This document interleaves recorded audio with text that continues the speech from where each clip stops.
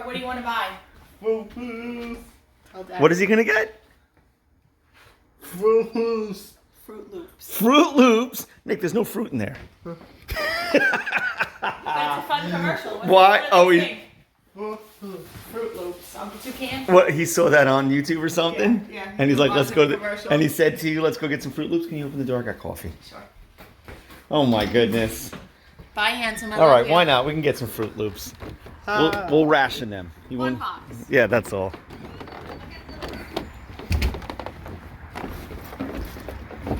It's gonna be a great day, handsome. So my first job was at the Sons of Italy when I was like 10. And technically it wasn't a job because I didn't get paid or anything.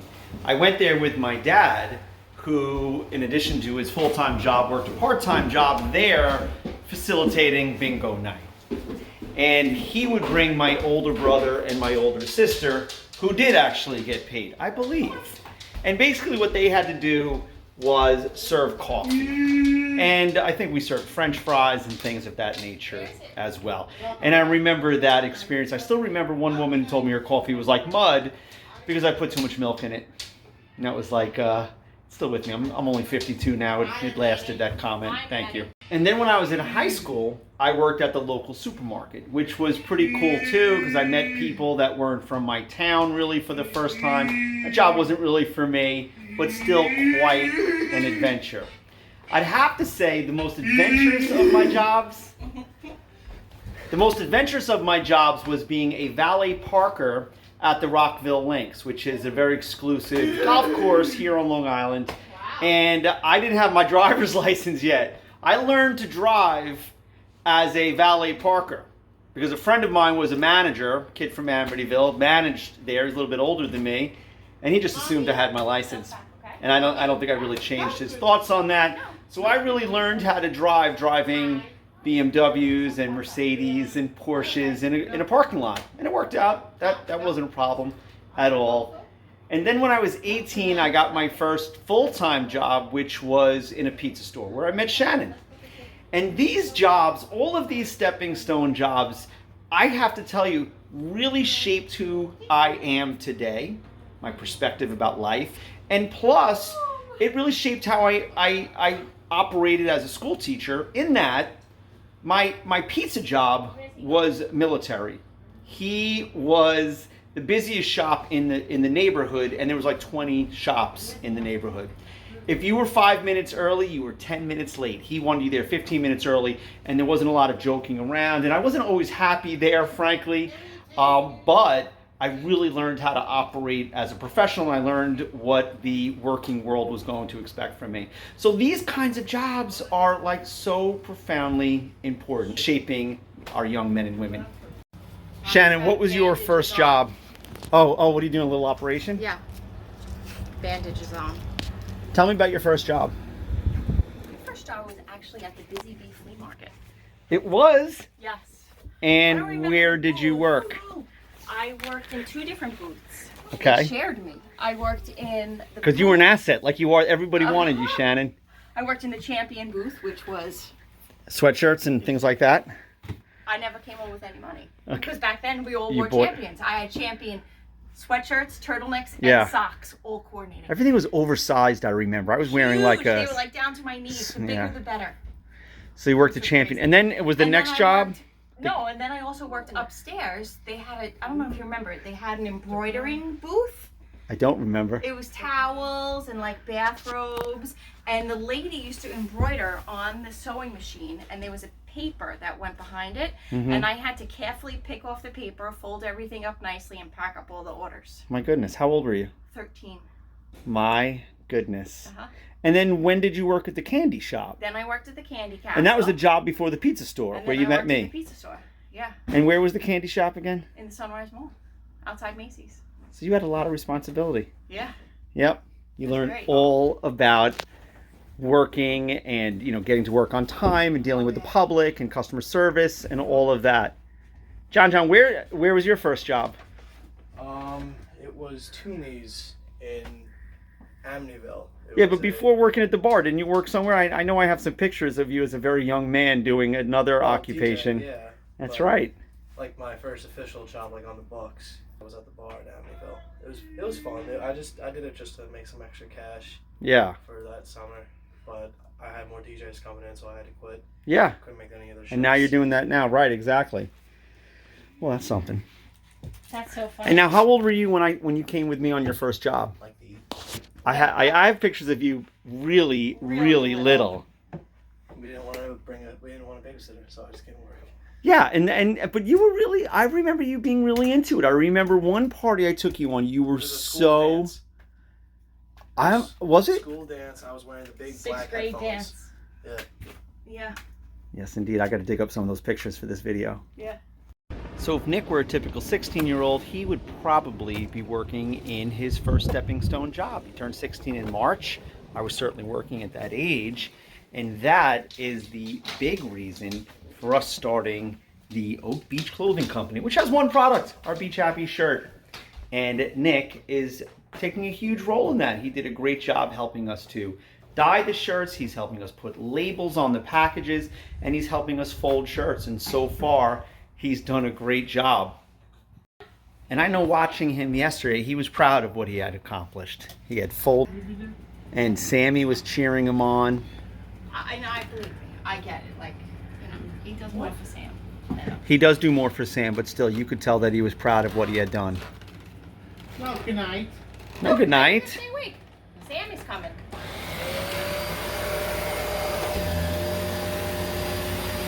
Come on, buddy.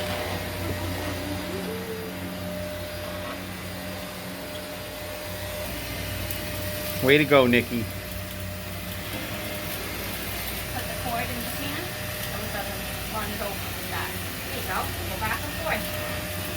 I didn't always think the way I think now in terms of Nick and learning job skills and that sort of thing.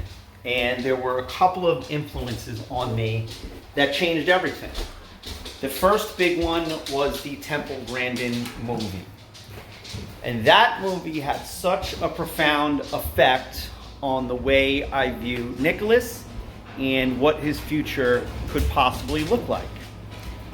Because before that movie, regretfully and shamefully, not something I'm proud of, I didn't think of him in that light. I only thought of, and continuously thought of, to a degree where it was like, caused a lot of anxiety and fear. I only really thought about Nicholas in terms of how we were going to take care of him. I didn't think so much about his independence or what he had to offer. I just thought, how will he be taken care of? How can I provide for him for my life and the duration of his life after I'm gone, right? And after that Temple Grandin movie, I was so ashamed. I felt so guilty. I felt so arrogant. And it was a really emotional night for me, for sure. And since that movie, I changed. I changed the way I thought. And I started to think more of, how is he going to influence the world? How is he going to leave his mark and affect other people? Not only him, not only us, but really be much more significant, right? And that wasn't the way I've been thinking. And then I started to learn about companies like the Rising Tides Car Wash. They were first. They were the big ones. The car wash company that's down in Florida that has, 25, 30 kids with special needs working there. And he talked about how he pulled the whole thing off, how he took all of the tasks that needed to be done there and numbered them and put them in sequential order where they would get to a certain number and then they could repeat the process. And I watched these videos of these kids contributing and being part of this community, kind of like, the places where I was during my first job, where you start to know people, other people than the people in your immediate family or the kids that you hung out with at school. And that's what I want to provide for Nicholas. That's what I want to see happen for him. And it wasn't just Rising Tides Car Wash. Then I learned about John's Crazy Socks. Then we got introduced to Spectrum Design.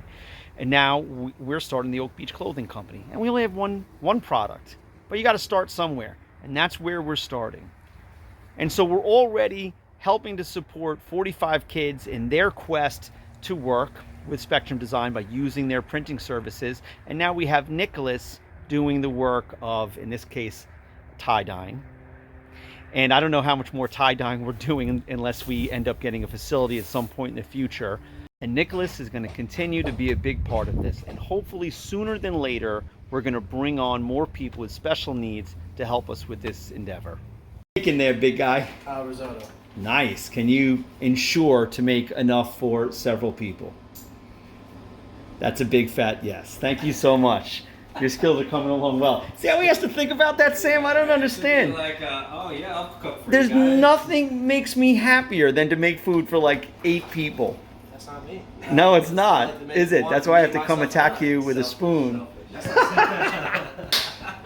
Kira, get off the couch. Hey, come on, stop. Get off the couch, please. Thank you. Get down, get down. You gonna say hi to Sam, Nick? Hi, Sam.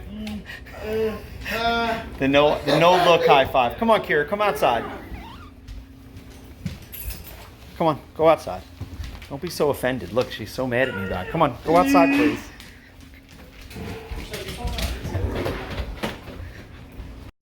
Alright, look, come here. This is an extra large. So they go right here. Come here. Break time. Where you going? We did one shirt. Come No, where you going? Come here. Go away. This is extra large, goes in this pile. Next shirt. This is decent a little bit. Nice. Alright, you're up. 1, 2, 3, 4, 5, 6. Okay. That's a Goes in great this job, pile. Nick. Way to go. Yeah. Victory. He's like victory celebration. I It's like you know. just hit a home run. So distracting. This Mommy? pile. Yes. No. No, good night. We'll stay awake. Stay awake? Yes? Yes, stay awake. Stay awake. Stay awake. Partying all night. Stay awake all night. That's No a great job, Nick. Are we gonna keep folding all night and not sleep? Asleep. Stay awake. Are you a hard worker? Sure is. Dedicated employee. Come here. Shannon, I hate that you're quite a disruption. I know. I'm trying to just like, well, I'm trying to come outside. It's like there she is. I'm cute. You're I know I'm cute. Come on, let's go. Oh my goodness, Back to Nicholas. work. Mommy's not gonna get you out of work. You gotta do this. Come on. Selfish. After we do our Look. job. 3, 4, 5, 6. Alright, that's look at me. This is 2XL, so it goes in this pile. Alright, good focus. This is serious. What's that from? Wonder Pets. Yeah. Dad knows. Mm. Okay, well, great. Johnny, it's outstanding. Nice work. I have to tell you.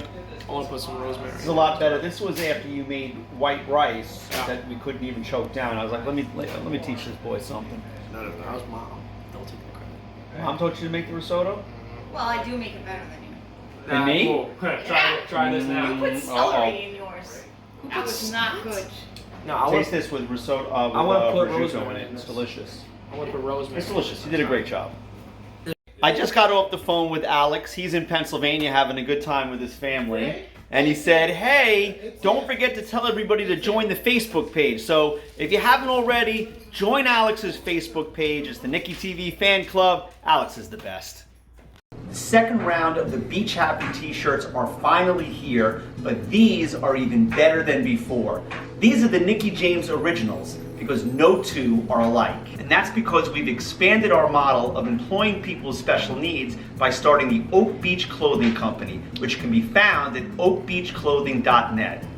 Like our first Beach Happy shirt, this shirt was printed by Spectrum Designs, which employs over 40 adults with special needs right here on Long Island. But this shirt was tie-dyed and packaged by Team Nick James, including Nicholas himself. If you make an order today, it'll be shipped out tomorrow.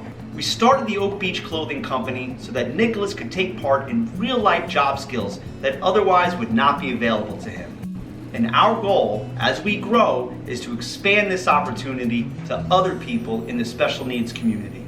You can help make this happen by ordering your shirt today. Thanks so much for being here with us. I hope you enjoyed the video. Remember to subscribe. It really helps our channel to grow. God bless you. We love you, and we'll see you next time. Be choppy.